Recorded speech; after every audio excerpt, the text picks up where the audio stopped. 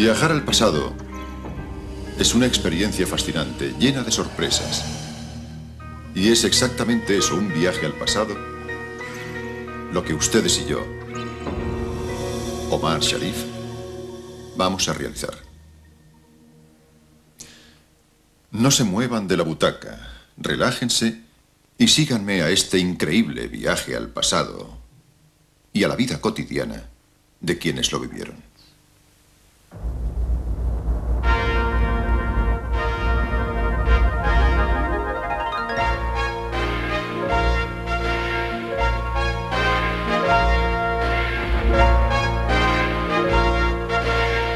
Los grandes descubrimientos de la arqueología.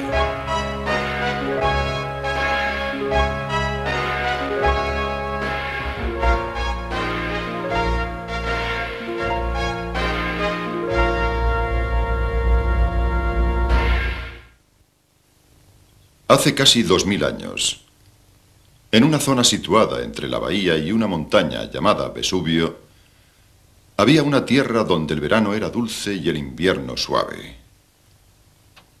Una región descrita como la más feliz de todas, donde entre bosques, fértiles campos y viñedos florecían prósperas ciudades como Herculano y Pompeya.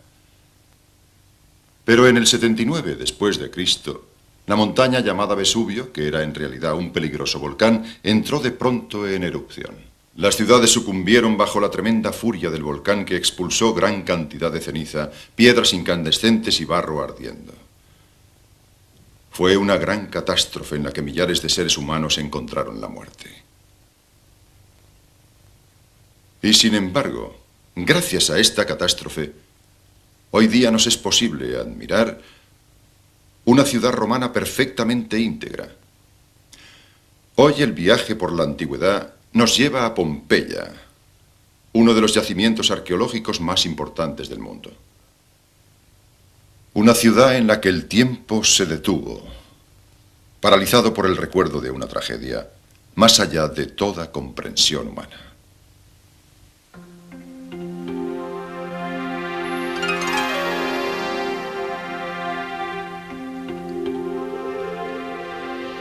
Hace 2000 años, Pompeya ocupaba una posición geográfica realmente feliz en el centro de un valle fertilísimo y rico en agua. Era una ciudad dedicada al comercio, tejidos, manufacturas, pero sobre todo un vino muy apreciado y el garo, una salsa de pescado que literalmente enloquecía a los sibaritas romanos.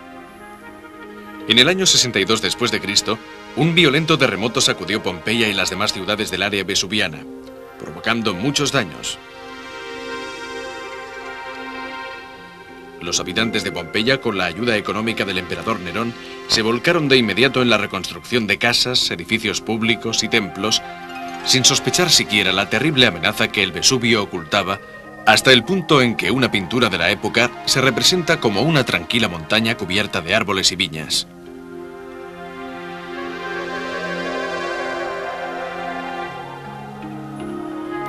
Pero de pronto, el 24 de agosto del año 79 después de Cristo, aquella paz idílica se rompió. El Vesubio explotó con una furia infernal. La erupción fue apocalíptica. El material eruptivo fue lanzado primero a más de 20 kilómetros de altura y luego cayó en forma de una lluvia de cenizas, agua hirviendo, bloques de piedra y gases venenosos que ocultaron el sol. Solo en Pompeya, de sus 10.000 habitantes, murieron más de 2.000 personas, asfixiadas por los gases de azufre mientras intentaban huir, aplastadas por las ruinas de los edificios o quemadas por las rocas incandescentes que sepultaron rápidamente la ciudad bajo una capa de restos volcánicos de un grosor de más de 6 metros. No hay en toda la Italia antigua testimonio de un cataclismo similar que azotara una zona tan densamente poblada.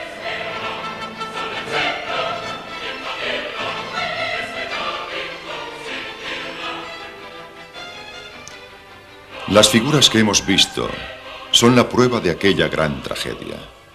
Eso es cuanto queda de los pompeyanos muertos durante la erupción. Con el paso de los siglos, los cuerpos que quedaron aprisionados en la ceniza y el barro ardiendo se disolvieron lentamente, dejando un espacio vacío, una cavidad que, una vez rellenada de plástico o de otras sustancias, mostró exactamente la forma y los rostros de esos cuerpos. Caras de hombres, mujeres y niños, con la expresión aterrorizada y a veces sorprendida de quien se enfrenta a un repentino y trágico final. Pero ahora vayamos juntos a conocer las excavaciones de Pompeya.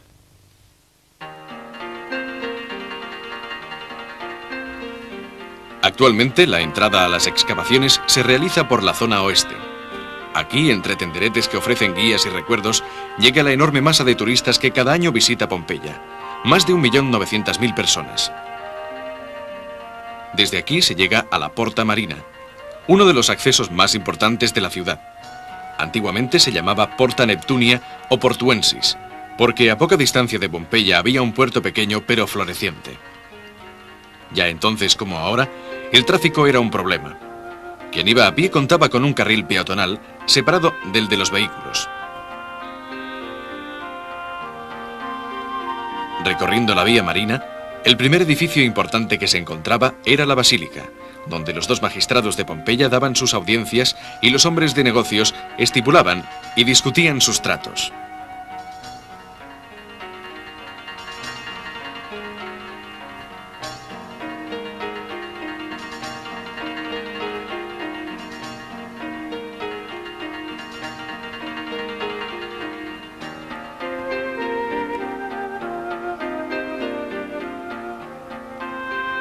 Este es el templo de Apolo, que se remonta al menos al año 600 a.C. Apolo era una divinidad griega, y este templo es la prueba de la influencia que los griegos tuvieron sobre Pompeya. Una influencia tan profunda que hizo que se proclamara a Apolo dios tutelar de la ciudad.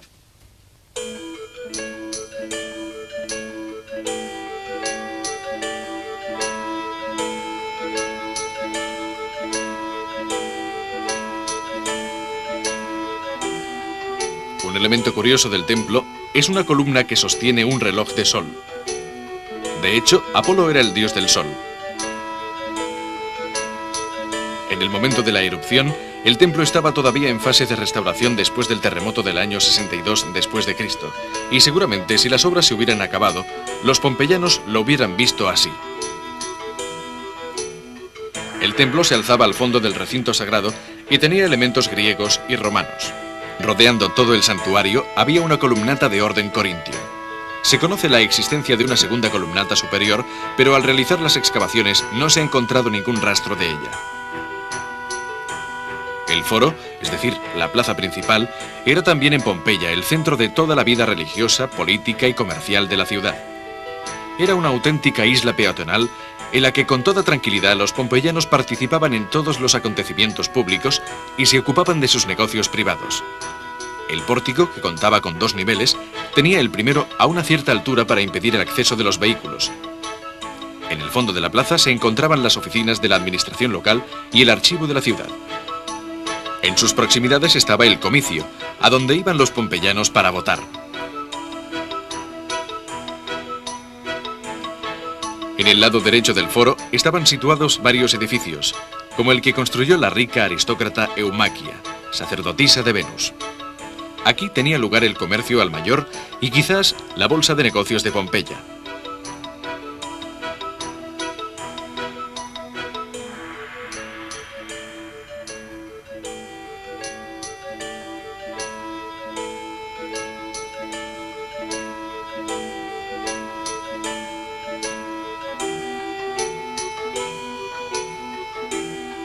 En la entrada principal del edificio se habían construido varios urinarios para el uso de los visitantes. La orina allí obtenida se usaba después en la elaboración de la lana.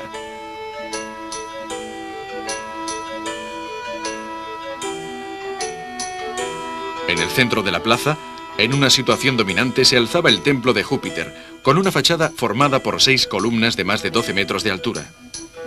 De todas las estatuas del templo, nos queda únicamente esta cabeza de Júpiter, cuyo original se encuentra en el Museo Nacional de Nápoles. Pero intentemos imaginar cómo era esta zona antiguamente.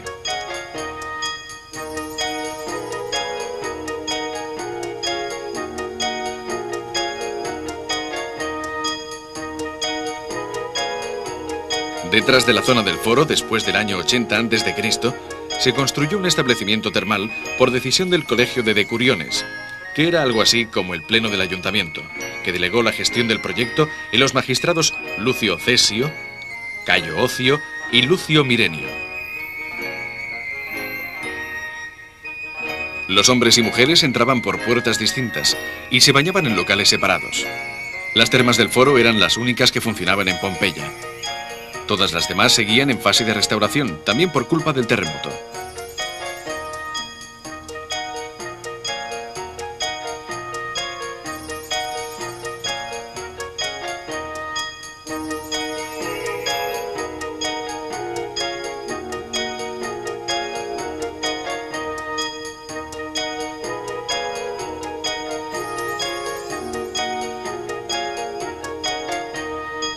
Al lado de las termas se encontraba el templete de la Fortuna Augusta, es decir, dedicado a la personificación de la buena estrella de los emperadores.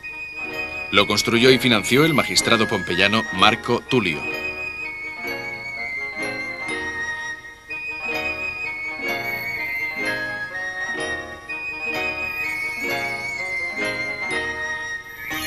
El templo estaba situado en el cruce de la Vía del Foro y de la Vía de las Termas, y debía aparecer así.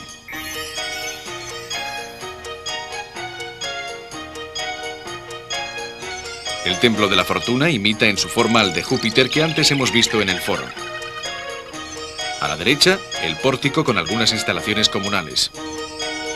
Al fondo, los muros de las termas y el arco en honor de Calígula.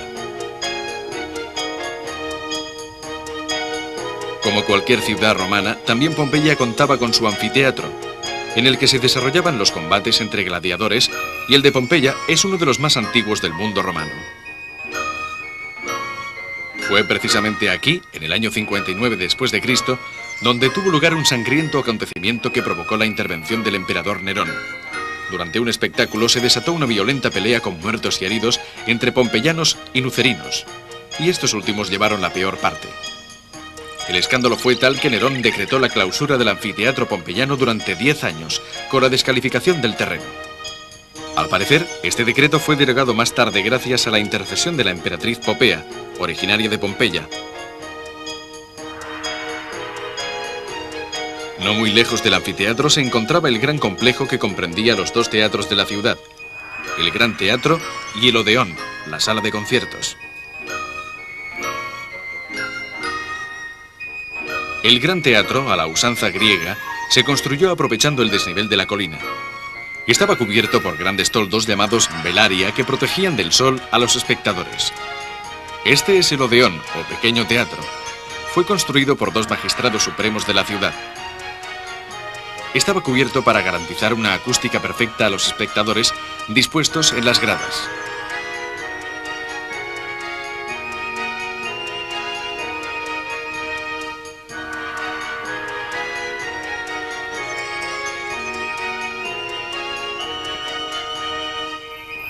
Pero volviendo al Gran Teatro, veamos qué aspecto debía tener el escenario.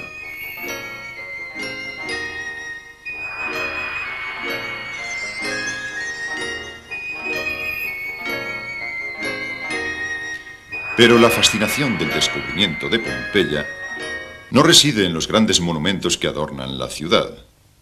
En las calles, las casas, las tiendas, es donde se halla la gran atracción de Pompeya. Calles en las que aún se ven los surcos que dejaron los carros. Casas en las que no quedan únicamente los cimientos, sino pisos enteros, techos e incluso balcones todavía intactos. Tiendas con sus muebles y el género aún expuesto, carbonizado, pero perfectamente reconocible. Y además, una enorme cantidad de objetos que reflejan la vida cotidiana de los habitantes de Pompeya. Cubiertos, platos, braseros, adornos, joyas. Y también las tablas enceradas con las cuentas del banquero Cecilio Giocondo.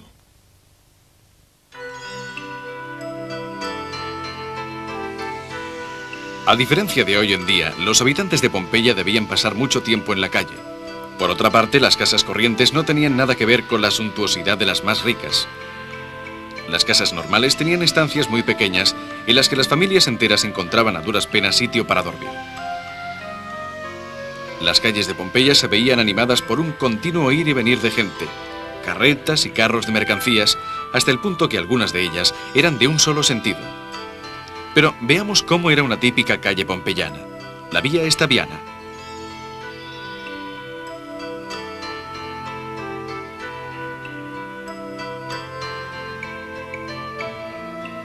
Esta columna servía para distribuir el agua a los talleres y a las casas vecinas. Estaba situada junto a una fuente, una de las muchas que se hallaban diseminadas en los cruces de la ciudad. Un cruce como este, entre la Vía de la Abundancia y la Vía Estaviana, donde se concentraban gran número de talleres. Antes de la erupción, esta zona debía ser así.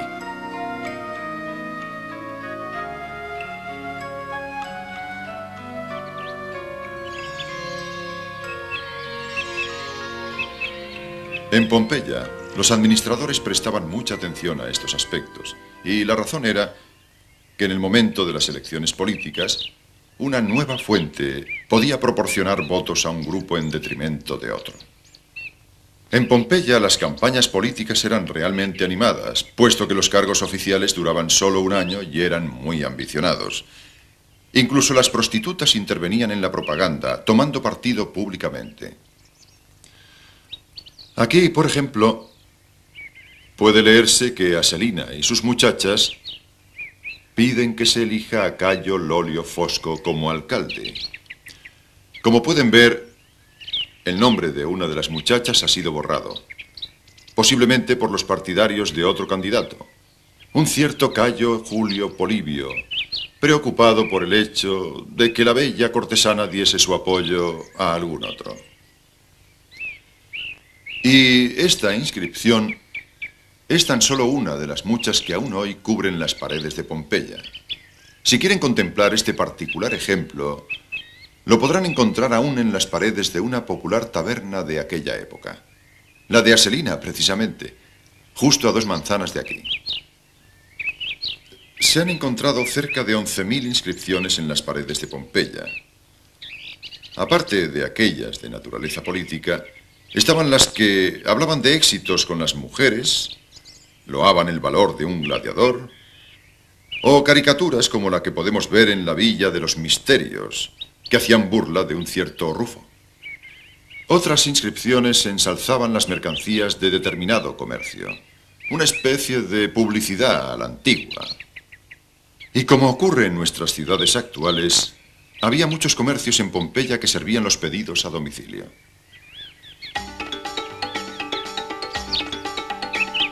Casi todas las plantas bajas de Pompeya estaban ocupadas por tiendas, talleres, comercios de todo tipo, como esta taberna situada frente a las termas, donde se servían bebidas calientes que se conservaban en estas tinajas empotradas en el mostrador. La lavandería de Esteban, en la Vía de la Abundancia, donde en grandes cisternas se elaboraban y teñían los tejidos de lana.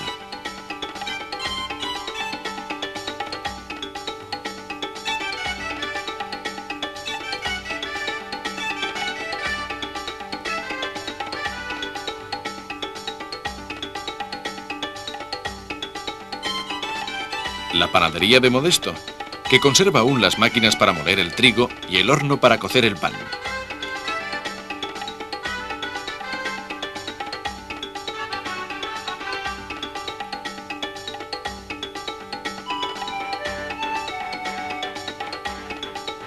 Pero uno de los aspectos más interesantes de Pompeya eran las suntuosas mansiones de los patricios y de los ricos comerciantes.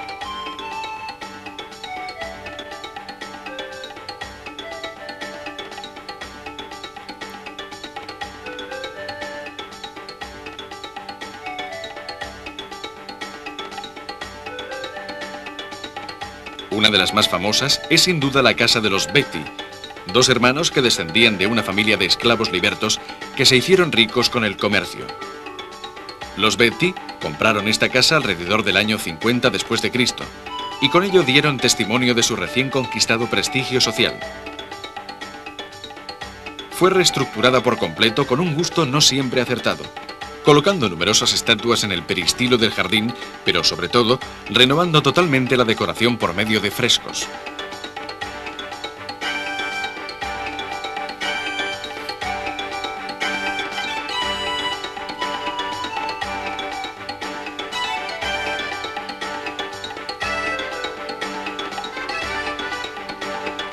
Frescos como este, o como los de los Amorcillos, que sin duda están entre los más famosos de Pompeya.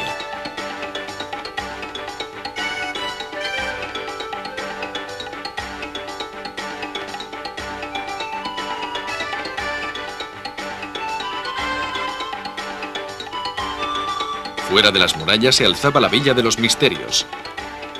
La casa pertenecía a una de las familias más ricas de Pompeya. Tras el terremoto, esta mansión fue transformada en fábrica especializada en la producción de los famosos vinos de la zona, como el Vesuvino.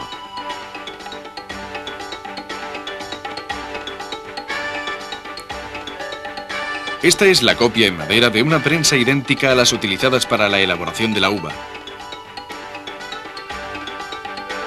El mosto, a través de una serie de canales, llegaba directamente a la cisterna en la que fermentaba.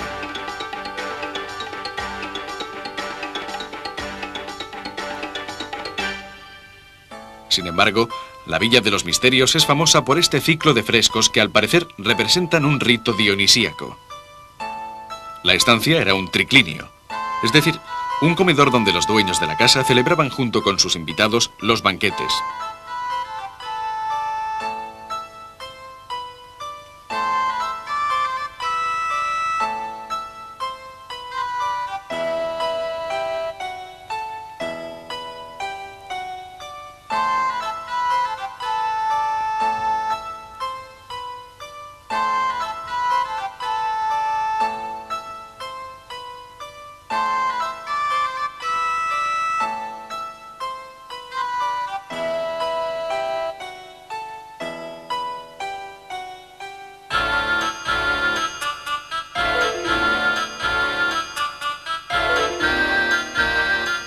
Esta es la denominada Casa del Fauno. Cuando fue destruida, tenía ya 300 años y era una de las más suntuosas de Pompeya. Su extensión era de unos 3.000 metros cuadrados, en la práctica como toda una manzana de la ciudad, y contaba con numerosas estancias. Su último propietario fue Casio Saturnino, de una antigua estirpe pompeyana. Tenía pavimentos decorados con mosaicos espléndidos como este, la batalla de Iso entre Alejandro Magno y Darío de Persia. Y la estatuilla que adornaba el impluvio del atrio era un bronce griego original del siglo II a.C.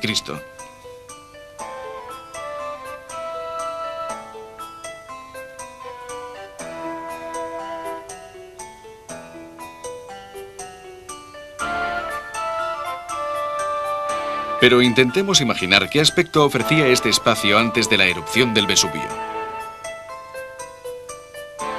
Estamos en el atrio de una rica casa pompeyana. Una domus muy parecida a las que se pueden encontrar en Roma y otros lugares de Italia. Como pueden ver, no hay armarios ni muebles. De hecho, sus ocupantes preferían amontonar las cosas, ya fuera en nichos en la pared, ya en cuartos destinados a esa misión. Para un antiguo pompeyano, una de nuestras casas llenas de muebles parecería un almacén. Sin embargo, hay que admitir que vivir en una casa como esta no debía estar mal. Y con todos sus esclavos personales ocupándose de la casa, Casio Saturnino tenía tiempo de sobra para el ocio. Y ese tiempo era una importante parte del día que los antiguos romanos dedicaban a la conversación, para discutir temas serios, pero también los chismorreos. Síganme, les mostraré un ejemplo.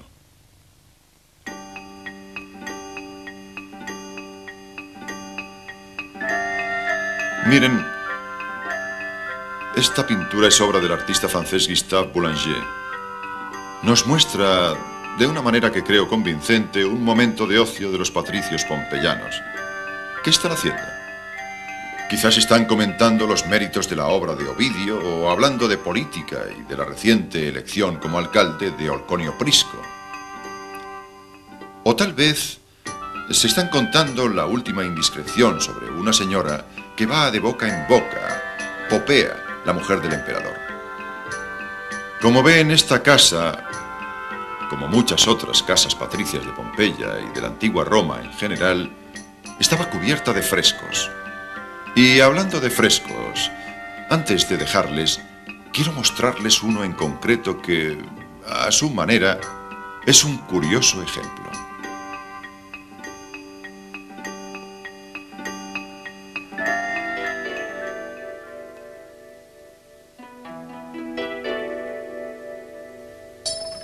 Me refería a este, la serie de amorcillos encontrada en la casa de los Betti. En estos frescos, la laboriosidad que caracterizaba a Pompeya es evidente. El pintor quiere hacernos creer que en Pompeya hasta los amorcillos trabajaban. Y de hecho, los amorcillos están enfrascados en pesar, cincelar, fundir y forjar las joyas.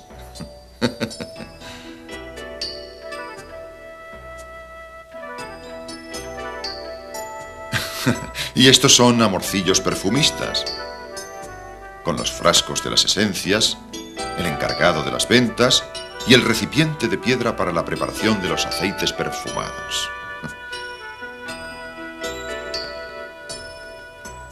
Y por último, he aquí los amorcillos vinateros. En torno a las ánforas que contienen el vino del año, 2 amorcillos catadores y otros 2 que se encargan de verterlo. Oh, gracias, gracias. Imposible resistirse. Y ahora, con el vino de Pompeya, brindo a la salud de aquellos que me seguirán en la próxima etapa de nuestro mágico viaje por la antigüedad. Nos veremos en Sudamérica, en la zona de los Andes, donde los incas crearon un vasto imperio. Salud. Adiós.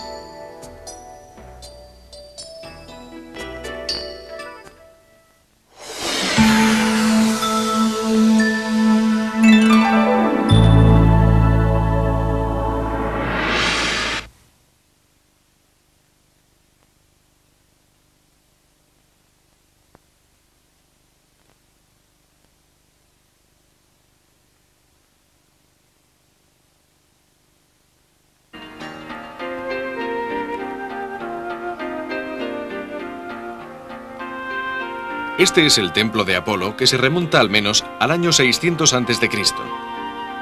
Apolo era una divinidad griega, y este templo es la prueba de la influencia que los griegos tuvieron sobre Pompeya. Una influencia tan profunda que hizo que se proclamara a Apolo dios tutelar de la ciudad.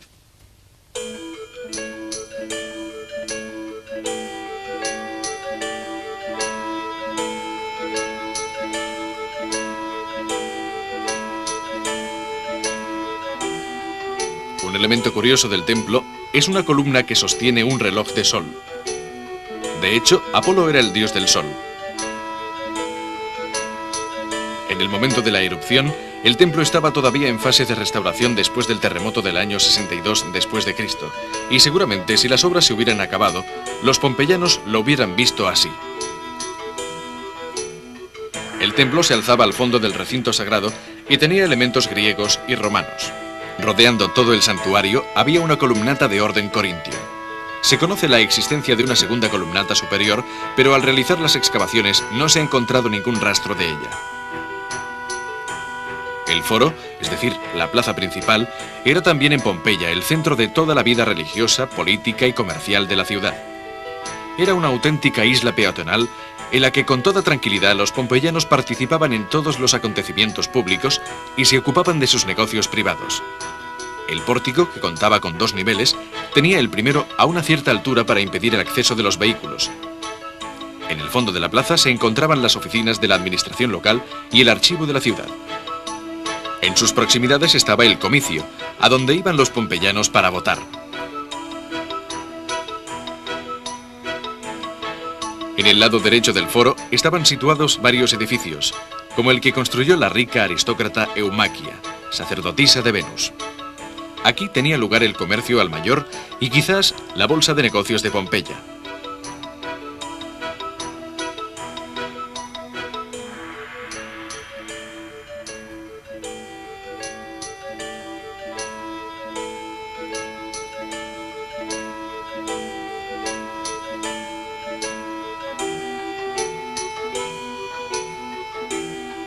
En la entrada principal del edificio se habían construido varios urinarios para el uso de los visitantes.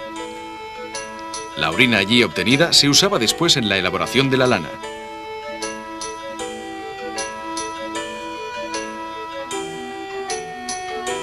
En el centro de la plaza, en una situación dominante, se alzaba el templo de Júpiter, con una fachada formada por 6 columnas de más de 12 metros de altura. De todas las... Cayo Lolio Fosco como alcalde. Como pueden ver, el nombre de una de las muchachas ha sido borrado. Posiblemente por los partidarios de otro candidato. Un cierto Cayo Julio Polibio, preocupado por el hecho de que la bella cortesana diese su apoyo a algún otro. Y esta inscripción es tan solo una de las muchas que aún hoy cubren las paredes de Pompeya. Si quieren contemplar este particular ejemplo, lo podrán encontrar aún en las paredes de una popular taberna de aquella época. La de Aselina, precisamente, justo a 2 manzanas de aquí. Se han encontrado cerca de 11.000 inscripciones en las paredes de Pompeya.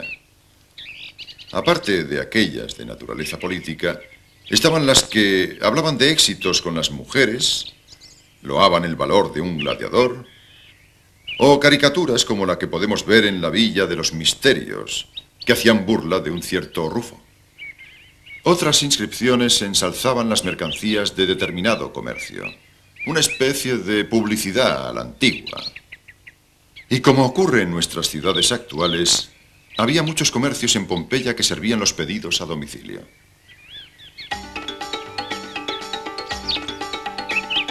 Casi todas las plantas bajas de Pompeya estaban ocupadas por tiendas, talleres, comercios de todo tipo. Como esta taberna situada frente a las termas, donde se servían bebidas calientes que se conservaban en estas tinajas empotradas en el mostrador. La lavandería de Esteban, en la Vía de la Abundancia, donde en grandes cisternas se elaboraban y teñían los tejidos de lana.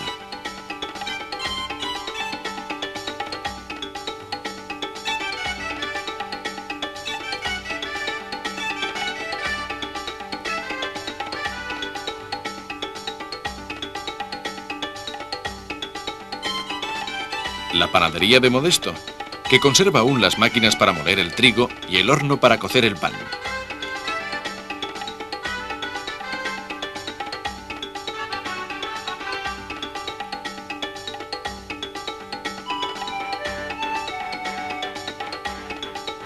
Pero uno de los aspectos más interesantes de Pompeya eran las suntuosas mansiones de los patricios y de los ricos comerciantes.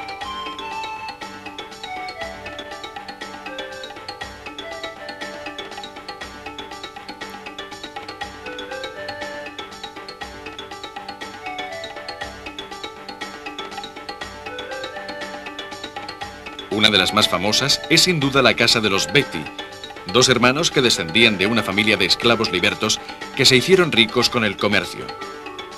Los Betti tienen un reloj de sol. De hecho, Apolo era el dios del sol. En el momento de la erupción, el templo estaba todavía en fase de restauración después del terremoto del año 62 después de Cristo, y seguramente si las obras se hubieran acabado, los pompeyanos lo hubieran visto así. El templo se alzaba al fondo del recinto sagrado y tenía elementos griegos y romanos. Rodeando todo el santuario había una columnata de orden corintio. Se conoce la existencia de una segunda columnata superior, pero al realizar las excavaciones no se ha encontrado ningún rastro de ella.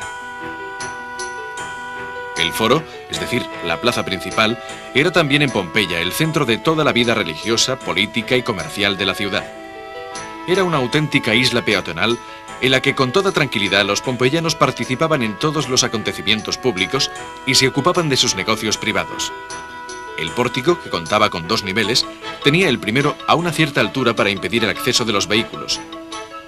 En el fondo de la plaza se encontraban las oficinas de la administración local y el archivo de la ciudad. En sus proximidades estaba el comicio, a donde iban los pompeyanos para votar.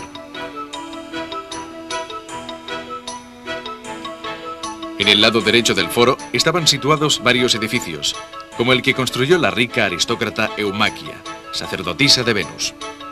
Aquí tenía lugar el comercio al mayor y quizás la bolsa de negocios de Pompeya.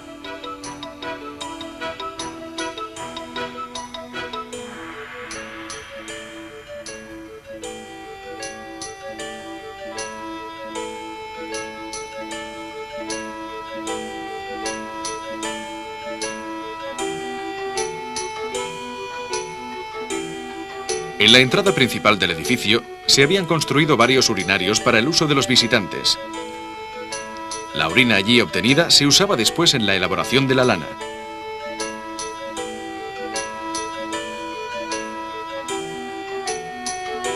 En el centro de la plaza, en una situación dominante, se alzaba el templo de Júpiter, con una fachada formada por 6 columnas de más de 12 metros de altura. De todas las estatuas del templo, nos queda únicamente esta cabeza de Júpiter, cuyo original se encuentra en el Museo Nacional de Nápoles. Pero intentemos imaginar cómo era esta zona antiguamente.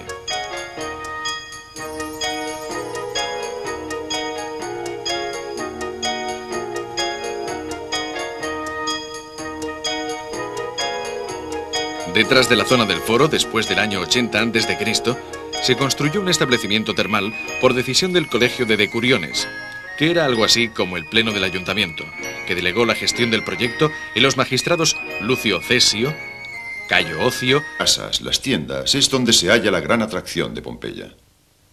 Calles en las que aún se ven los surcos que dejaron los carros. Casas en las que no quedan únicamente los cimientos, sino pisos enteros, techos e incluso balcones todavía intactos. Tiendas con sus muebles y el género aún expuesto, carbonizado, pero perfectamente reconocible. Y además, una enorme cantidad de objetos que reflejan la vida cotidiana de los habitantes de Pompeya. Cubiertos, platos, braseros, adornos, joyas. Y también las tablas enceradas con las cuentas del banquero Cecilio Giocondo.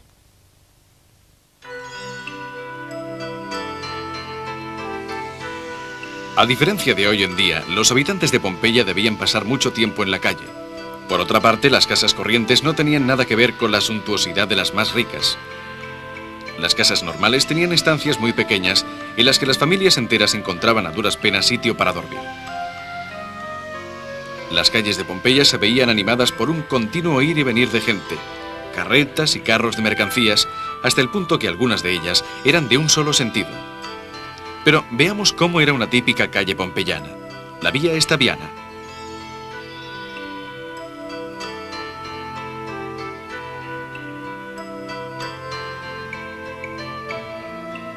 Esta columna servía para distribuir el agua a los talleres y a las casas vecinas. Estaba situada junto a una fuente, una de las muchas que se hallaban diseminadas en los cruces de la ciudad. Un cruce como este, entre la Vía de la Abundancia y la Vía Estaviana, donde se concentraban gran número de talleres. Antes de la erupción, esta zona debía ser así.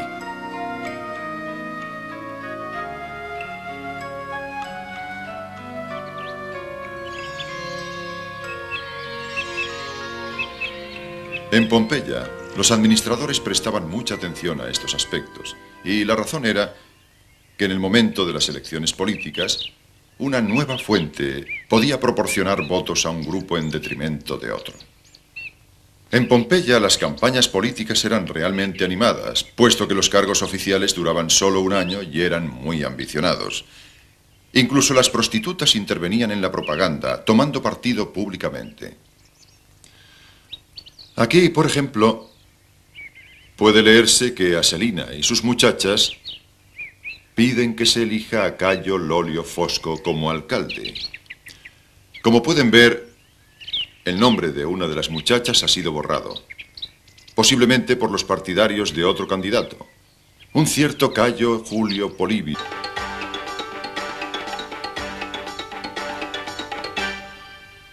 Sin embargo, la Villa de los Misterios es famosa por este ciclo de frescos que al parecer representan un rito dionisíaco.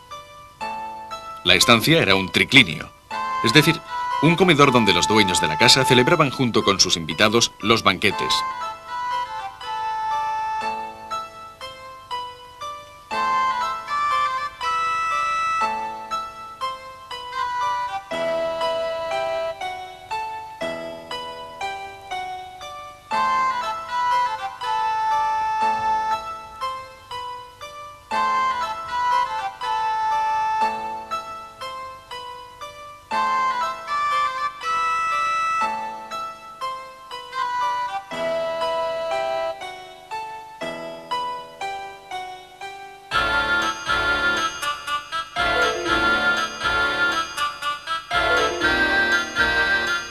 Esta es la denominada Casa del Fauno. Cuando fue destruida tenía ya 300 años y era una de las más suntuosas de Pompeya. Su extensión era de unos 3.000 metros cuadrados, en la práctica como toda una manzana de la ciudad, y contaba con numerosas estancias. Su último propietario fue Casio Saturnino, de una antigua estirpe pompeyana. Tenía pavimentos decorados con mosaicos espléndidos como este, la batalla de Iso entre Alejandro Magno y Darío de Persia. Y la estatuilla que adornaba el impluvio del atrio era un bronce griego original del siglo II a.C.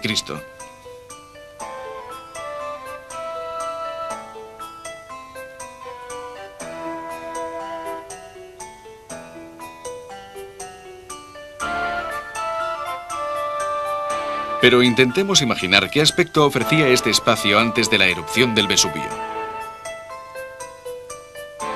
Estamos en el atrio de una rica casa pompeyana. Una domus muy parecida a las que se pueden encontrar en Roma y otros lugares de Italia. Como pueden ver, no hay armarios ni muebles. De hecho, sus ocupantes preferían amontonar las cosas, ya fuera en nichos en la pared, ya en cuartos destinados a esa misión. Para un antiguo pompeyano, una de nuestras casas llenas de muebles parecería un almacén. Sin embargo, hay que admitir que vivir en una casa como esta no debía estar mal. Y con todos sus esclavos personales ocupándose de la casa, Casio Saturnino tenía tiempo de sobra para el ocio. El pórtico, que contaba con 2 niveles, tenía el primero a una cierta altura para impedir el acceso de los vehículos. En el fondo de la plaza se encontraban las oficinas de la administración local y el archivo de la ciudad. En sus proximidades estaba el comicio, a donde iban los pompeyanos para votar. En el lado derecho del foro estaban situados varios edificios, como el que construyó la rica aristócrata Eumaquia, sacerdotisa de Venus. Aquí tenía lugar el comercio al mayor y quizás la bolsa de negocios de Pompeya.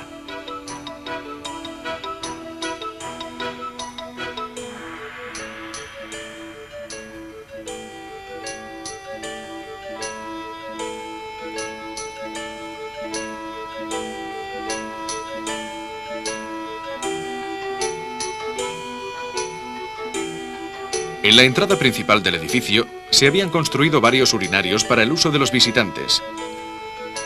La orina allí obtenida se usaba después en la elaboración de la lana.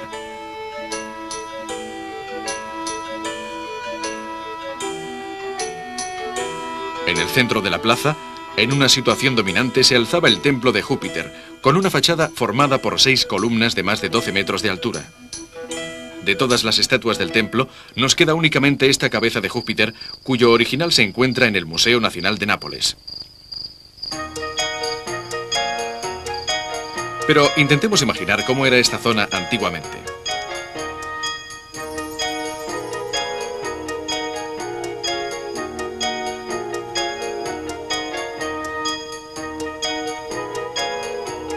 Detrás de la zona del foro, después del año 80 a.C., se construyó un establecimiento termal por decisión del Colegio de Decuriones, que era algo así como el pleno del ayuntamiento, que delegó la gestión del proyecto en los magistrados Lucio Cesio, Cayo Ocio y Lucio Mirenio.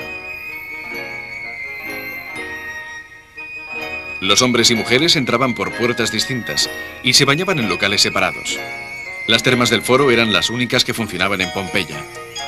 Todas las demás seguían en fase de restauración, también por culpa del terremoto.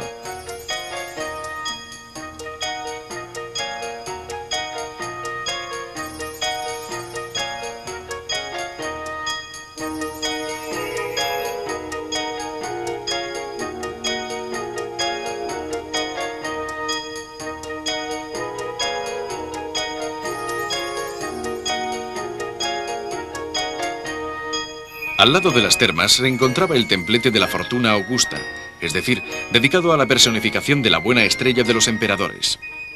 Lo construyó y financió el magistrado pompeyano Marco Tulio. Hace casi 2000 años, En una zona situada entre la bahía y una montaña llamada Vesubio, había una tierra donde el verano era dulce y el invierno suave.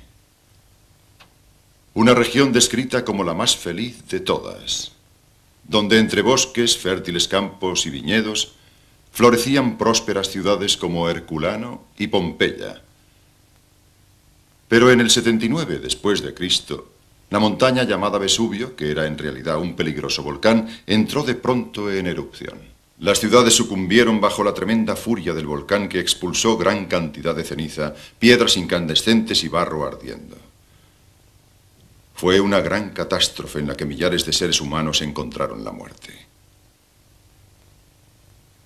Y sin embargo, gracias a esta catástrofe, hoy día nos es posible admirar una ciudad romana perfectamente íntegra. Hoy el viaje por la antigüedad nos lleva a Pompeya, uno de los yacimientos arqueológicos más importantes del mundo. Una ciudad en la que el tiempo se detuvo, paralizado por el recuerdo de una tragedia, más allá de toda comprensión humana.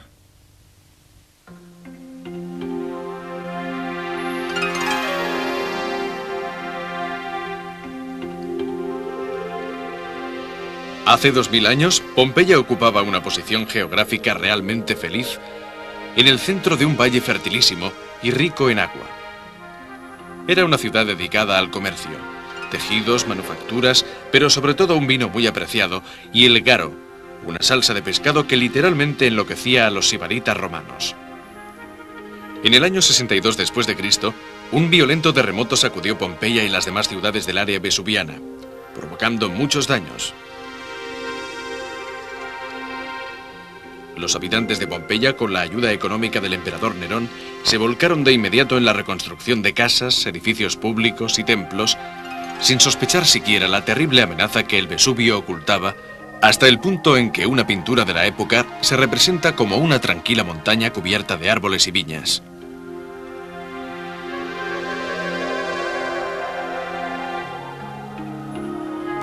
Pero de pronto, el 24 de agosto del año 79 después de Cristo, aquella paz idílica se rompió. El Vesubio explotó con una furia infernal. La erupción fue apocalíptica. El material eruptivo fue lanzado primero a más de 20 kilómetros de altura y luego cayó en forma de una lluvia de cenizas, agua hirviendo, bloques de piedra y gases venenosos que ocultaron el sol. Solo en Pompeya, de